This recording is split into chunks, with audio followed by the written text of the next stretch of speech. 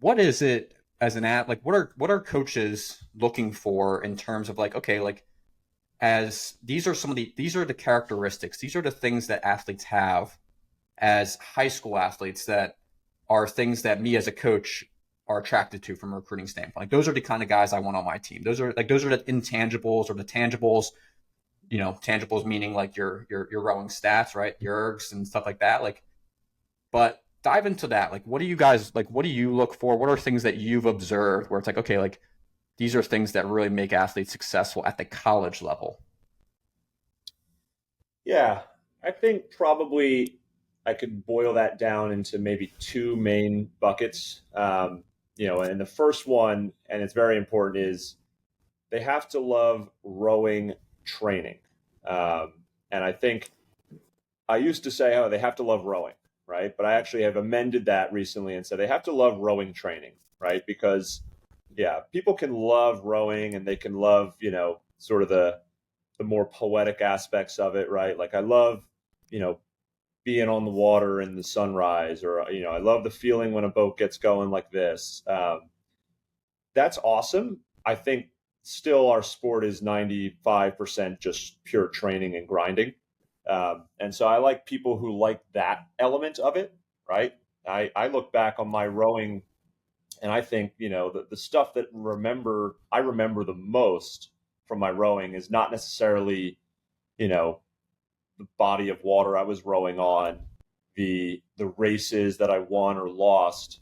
Like I just remember some good hard training sessions, whether we're out on the lake here, just, ripping 3 milers in the fall, or we're in, the erg room doing a 5 by 1500 on a Saturday morning and it's 10 degrees outside. Like that kind of stuff is what I remember the most from my rowing career. And I think that's the kind of stuff that matters the most is like, yeah, if you are all about like that side of the sport, like I love competing with my teammates. I love competing with myself. I love the grind. I love thinking about how I can add more training. I love thinking about how I can be better at some element of my stroke. Like if that's the kind of stuff that gets you excited, the racing and the results and the satisfaction that comes from that will flow from that, right?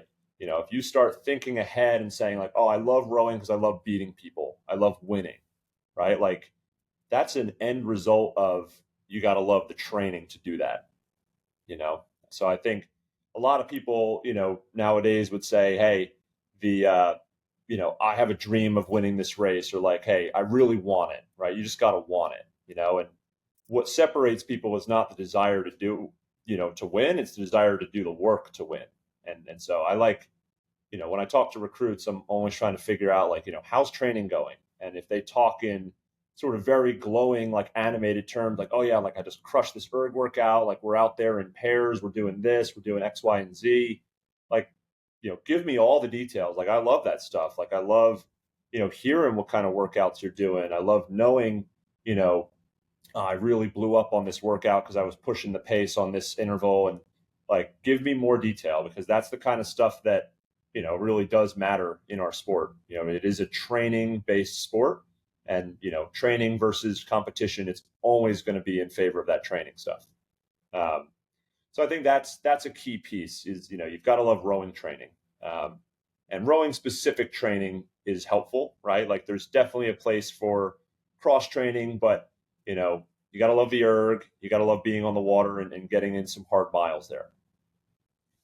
I think the other main bucket, Before you even get to that, like that right there, like I love that. That is like literally like in many ways like the essence of this podcast. Like it just, I love like being a like just again like I had this conversation literally with an athlete, a few weeks like earlier this week, and it's like immerse yourself in the training side of it, the training like hey, like learning how to just, and again like many ways you learn it by doing it and all these different things, but like as a walk on, right? A guy who never rode in high school, but just, kind of came to college and, was addicted to, hey, like these guys are beating me. Like, how can I start to try to, catch up and this and that? Like the erg is very, it was something that I latched onto. And I'm sure you're seeing that at incredibly higher, high levels where it's like these dudes are just addicted to that feeling of putting in the work. Like, Yeah. again, I didn't want to, like, that to me is one of my favorite conversations. We're going to circle back around to that, but yeah, well, didn't mean to interrupt, but I love that. No, and that's great. And like, just sort of a quick aside, like on the walk on element too, like I think a lot of the DNA of our team is really helped by the fact that we still do run a novice walk on program at Princeton. And we run, 5/8s. And, a lot of the guys, sort of in that fourth and fifth eight group right now were actually guys who learned to row and took their first strokes here at Princeton. And like just sort of the energy and the enthusiasm and just that attitude that those guys bring to the squad like is just so I think it's so key, because they're coming into college and they're willing to try something new. That is very rare nowadays. A lot of kids are like, hey, I do not want to put myself in a compromising position. I don't like not being good at something. I'm going to steer clear. But these guys come in and they're like, yep, I'm going to be bad at this. I don't care. Um, they actually start getting good at it, and then that's kind of the upward pressure that helps lift all of our boats too. Like we're doing sort of our Crash P, which is our big end of season 2K on Saturday. And I just talking to a couple of the walk on guys who are now in their second or third year of rowing. It's just like remarkable to think of kind of where they were at last year or the year before, just starting out, just trying to get a score on the board.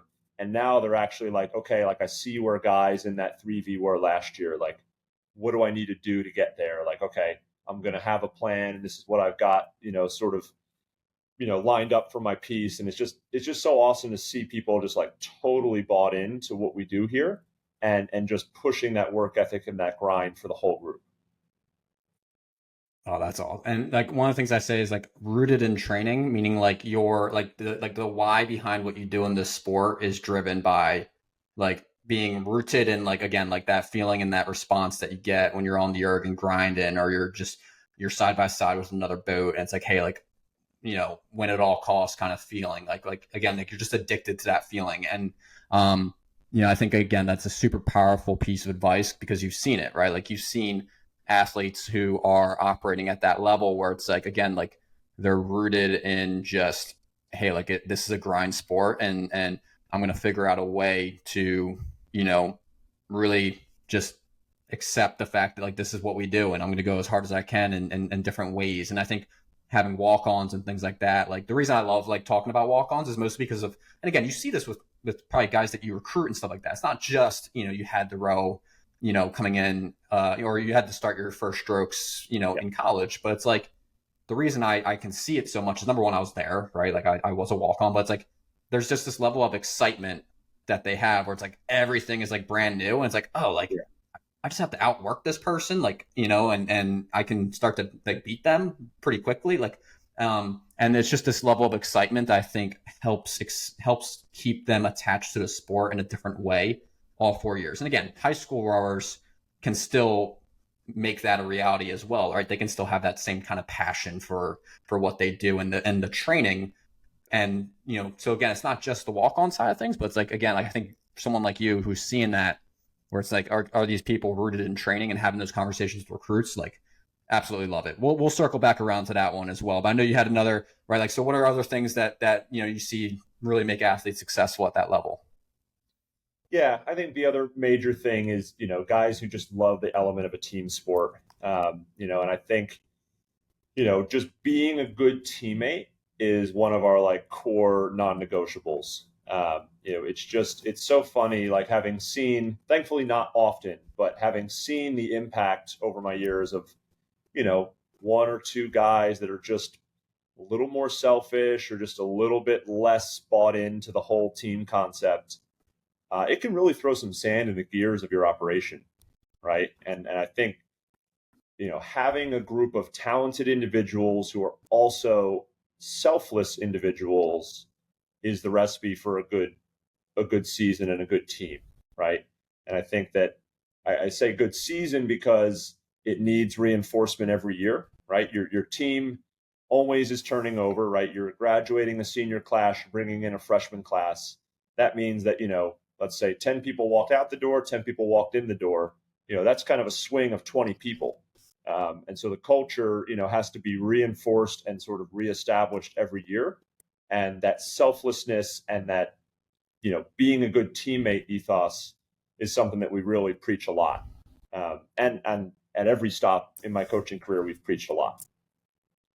How do you identify like things like in terms of like, is this someone who, like in a conversation or what you're learning from high school, like for high school athletes or people who are listening to this, it's like, okay, like, um, you know, are there ways that you can kind of like identify like, okay, like this sounds like someone who works, pretty, is pretty selfless in their actions and is someone who's going to be a good culture fit. Like, are there things that you listen for in phone conversations and things like that? Like, just out of curiosity, because as an intangible thing, right, it's a little bit different than like, okay, this person just loves training. Like, are there things that you seek out or look for or can tell in their actions that can better demonstrate that they're going to be a good culture fit?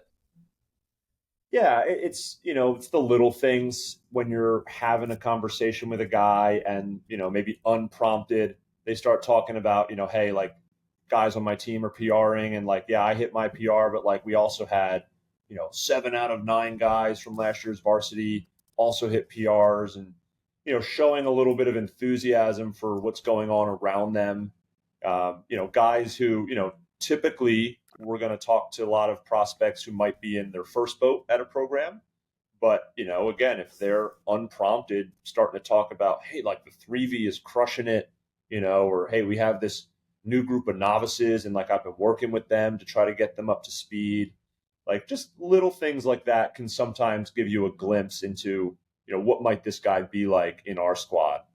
And I think it's tough because, when you're looking to get recruited, if you're a high schooler, you do need to be a little selfish at times. You got to look out for yourself and your individual fitness and make sure that you're doing the right things to set yourself up. Because, ultimately, when you go to the next level of your rowing, you're not going to go with your whole team, right? You're going to oftentimes, go alone. Or maybe there's someone else there. But you have to be a little selfish, I'd say, but majority selfless, right? And I think we notice when, you're part of a successful program and, a coach can kind of single you out and say like, yeah, they're somebody that is a really key piece of this operation, right? Hey, we're going to really miss them when they're gone. Like that's the kind of stuff that makes you think like, okay, like this person has a very positive impact on the people around them.